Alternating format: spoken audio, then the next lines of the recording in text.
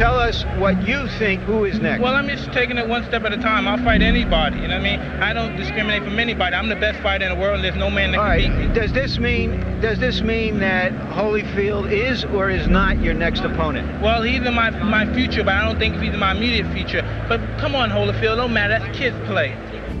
November 9th, 1996, WBA Super Heavyweight Champion, 30-year-old Mike Tyson, makes his first title defense against the 34-year-old former world champion, Evander Holyfield. Initially, this fight was supposed to take place 6 years earlier in June of 1990.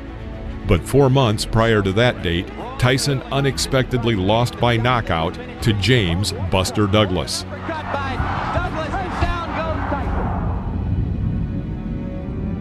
Then a new date was set for November 8, 1991. But first, Tyson broke a rib, due to which the battle was postponed, and then he was accused of rape, and in February 1992 was sentenced to prison. Tyson was released in 1995, and in March 1996 had won the WBC belt.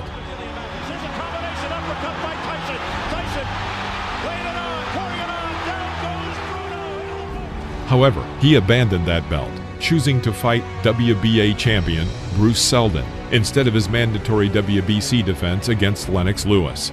Tyson beat Seldon in just 1 minute and 49 seconds, and 2 months later he fought against Holyfield. When this fight was announced, Tyson was a favorite at 25-1. Although closer to the battle, the ratio decreased. Still, Iron Mike remained a solid favorite at 6-1. Holyfield lost 2 of his last 4 fights, and a year earlier in a 3-fight series against Riddick Bowe, lost for the first time in his career by knockout.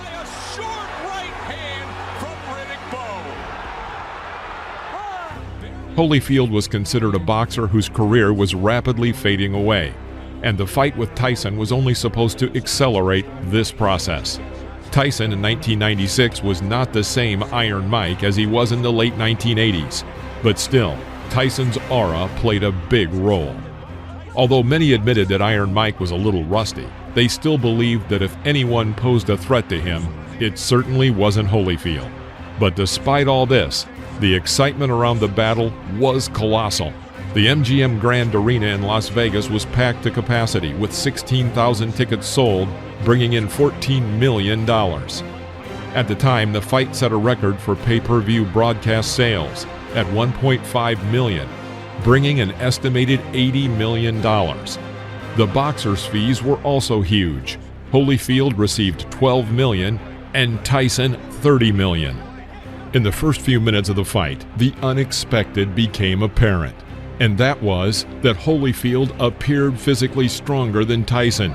Being in a clinch, Holyfield knocked Tyson back without any problems. Moreover, Tyson's aura had no effect on Evander, and he did not hold back during his attacks, as it often happened with Iron Mike's rivals. But it was not just Tyson who was surprised. According to Holyfield, he did not expect Tyson to attack so often with a right cross. Just not his fight. As we head for the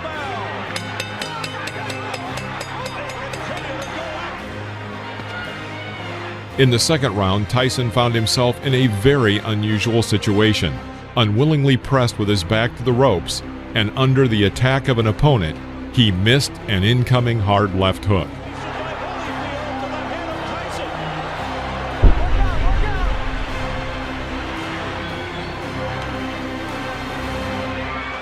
Holyfield also showing more hand speed.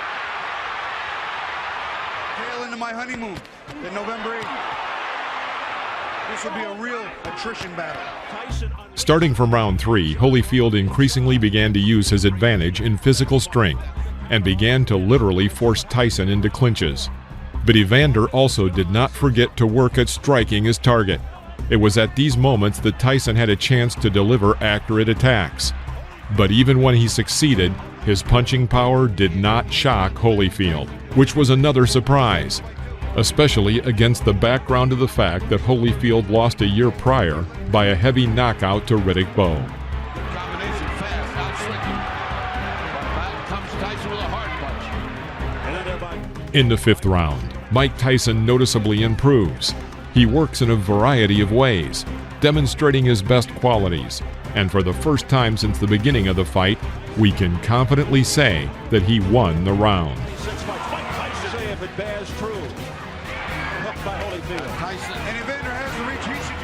Tyson starts the 6th round aggressively, but Holyfield quickly suppresses this aggression. A little later, in an exchange at close range, their heads collide, and Tyson receives a cut above his left eye. That's a big left hook. After 4 rounds, they'll go to the can back. Cut, not looking good. The chance of Holyfield. After that, the situation began to heat up, and it ended with the fact that Tyson, being in an unsuccessful position, was knocked down with a blow to the chest. I think it was a little more bounce. At the end of the round, Holyfield tried to build on his success. The moment turned out to be one of the most spectacular in the whole fight. Starting from the 7th round, the boxer spent increasingly more time in clinches, initiated by Holyfield, but still, there are occasional bursts of activity. Always know to the past what tools to bring to a fight. And he's proving it again here. Look at this corner. In the final third of the fight, Tyson looked tired, unlike his opponent, and this has a serious impact on the overall picture. At this stage of the fight, it is clear that Holyfield's blows are harder than Tyson's. At the same time, Holyfield easily takes the hardest hits from Iron Mike with little problem. About 20 seconds before the end of the 10th round, Holyfield shakes Tyson with a right-hand strike. It seems like Mike has managed to avoid big problems, but he misses another hard right from Holyfield. There are only 10 seconds left until the end of the round, and for Tyson, it was a very long 10 seconds. Mike held out until the bell, but the course of events suggested that Mike would not be able to reach the end of the next round.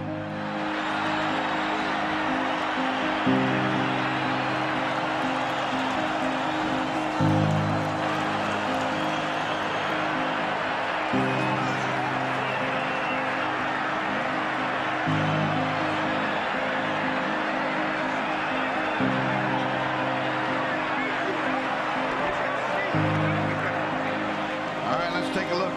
Just when it looked like he was getting tired, he gets fired up, and here comes that champion's heart. It's a series of punches, some of which miss, but most. In the 11th round, Holyfield confidently and even easily brings the fight to its logical conclusion, inflicting Tyson's 2nd defeat in his career, which, like the first, came early. Whether this victory is Holyfield's greatest feat is difficult to say, but it is certainly the most notable success in Evander's career. But for Mike Tyson, the result of this fight marked the beginning of the end. In November 1986, he won his first championship title, and in November of 1996, he fought for the last time in his career as the reigning world champion. He's the winner by way of technical knockout in a stunning upset. The new WBA heavyweight champion of the world, Evander, the real deal, Holyfield.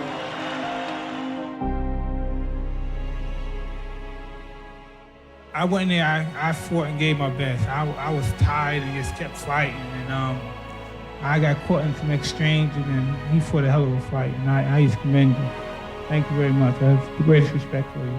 I thank Mike Tyson for giving me the opportunity to challenge him. I realized to be the heavyweight champion of the world, that I'm gonna have to fight the best man, and I always prepare myself to fight the best man. Every time Mike fought, I always watched him. When Mike went away, I kind of lost the desire. I lost something when Mike was gone. June 28, 1997, a rematch between Mike Tyson and Evander Holyfield. The public's interest in the second fight with Holyfield was greater than the first. The first fight brought in an income of about $100 million, while the total income for the second fight was estimated to be $180 million. This was reflected in the royalties. Tyson was guaranteed $30 million, and Holyfield, as the winner of the first fight and therefore the reigning champion, received $35 million. These were the largest royalties in boxing history at the time. Before the second fight, Tyson again was the favorite, but only at 2-1. One of the reasons why Tyson, now a loser by knockout, was still considered the favorite was due to the PR campaign of Tyson's team against the referee Mitch Halpern. Halpern, who worked in the first fight, allowed Holyfield to clinch quite often, while ignoring his head-forward tactics, which caused problems for Tyson. Therefore, when Tyson's manager found out that the same referee was assigned to the second fight, they forced his replacement, stating that after the first fight, Tyson was convinced that Halpern was biased against him, which in turn would affect Tyson's morale. The Nevada State Athletic Commission met them halfway, and the legendary Mills Lane was appointed to the role of the referee.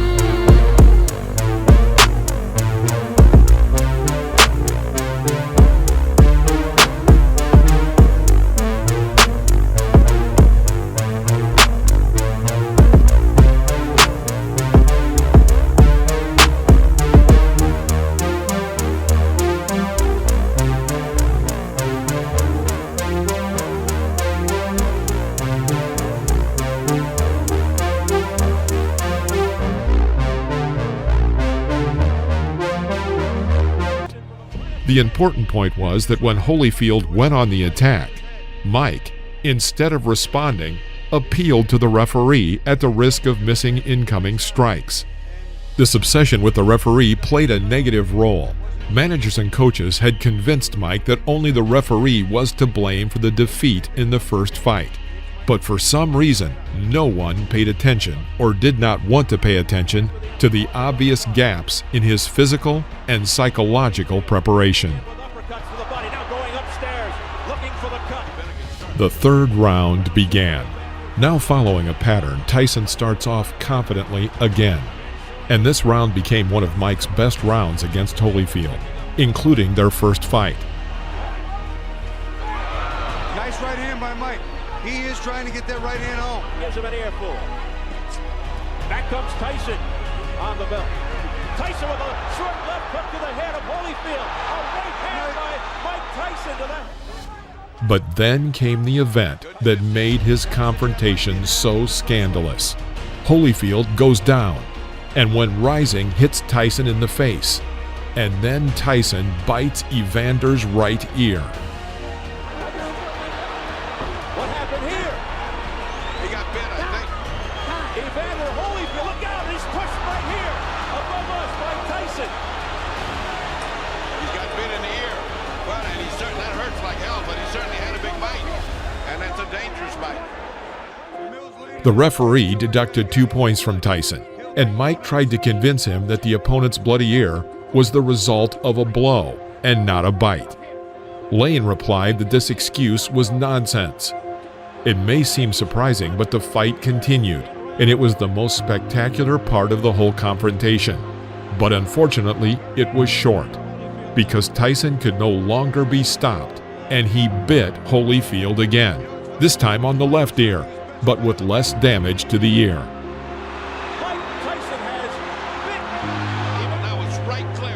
When the first bite occurred, Lane consulted with the doctor on Holyfield's condition and if the fight could continue. The doctor said yes, and Evander said the same thing. But during the break, Lane found bite marks on his other ear, and he decided that the fight should definitely not continue, and disqualified Tyson. Here again, Lane's authority played a role, as representatives of Tyson's team would have immediately jumped on any other referee and began to argue. In this case, no one dared to do it, but Mike was eager to continue the fight and tried to break through to Holyfield. Tyson did not achieve his goal, but one of the most famous photos in the history of boxing was born in that moment. Immediately after the fight, Tyson stated that his biting came in reaction to headbutts from Holyfield. But 2 days later, Mike appeared on television to apologize. "I just flipped my lid. I didn't know why I did that," Tyson said. An apology was not enough. Mike was fined $3 million and stripped of his license for 15 months. In addition to the end of the Tyson-Holyfield confrontation, several eras ended at once that day. If anyone was in doubt, it was now obvious that the era of Mike Tyson had come to an end. It also spelled the end of the era of Don King as the most influential man in boxing, as this fight was his last with Tyson. After that, a long-term trial between Tyson and King began, and King's influence began to rapidly weaken. Mills' Lane career was ended too. This fight was the last mega fight of his career. After that, he worked on 16 more fights, but not one of them could even come close to the fight between Tyson and Holyfield. Mills, why did you stop the fight? Because of the first bite on the ear or the second? The second one. The first one was a foul. I took 2 points. The doctor said he could continue. So let it continue. And he beat him on the other ear. I told him, I said, one more time like that, that's it. You're gone. I told them both. Knocked the rough stuff up. And he bit him again. I said, that's it, you're gone. As Holyfield leaves the ring, the condition of the ear, could he have continued? And did you disqualify him because of the foul or because he couldn't continue? Oh, no, I disqualified Tyson for the second foul. I told him, do not do that again. You do, you're gone. So he could have continued. The physical condition of Evander Holyfield was such of you that he could have continued had he not disqualified Tyson. Well, I didn't ask the doctor. I never reached that point. I wasn't going to ask the doctor. That wasn't a question. That kind of foul, I mean, you got to take a position sometime, somewhere. That was it. In 2002, Lane suffered a stroke, which left him speechless and paralyzed on the right side of his body. As of 2021, Mills Lane is 83 years old and lives in Reno, Nevada. In 2013, he was inducted into the International Boxing Hall of Fame. Tyson and Holyfield became friends years later, leaving all their troubles in the past, and both boxers were inducted into the International Boxing Hall of Fame. Please do not forget to like this video if you enjoyed it, and subscribe to our channel so you won't miss any new episodes about the boxing legends of the past. See you next time.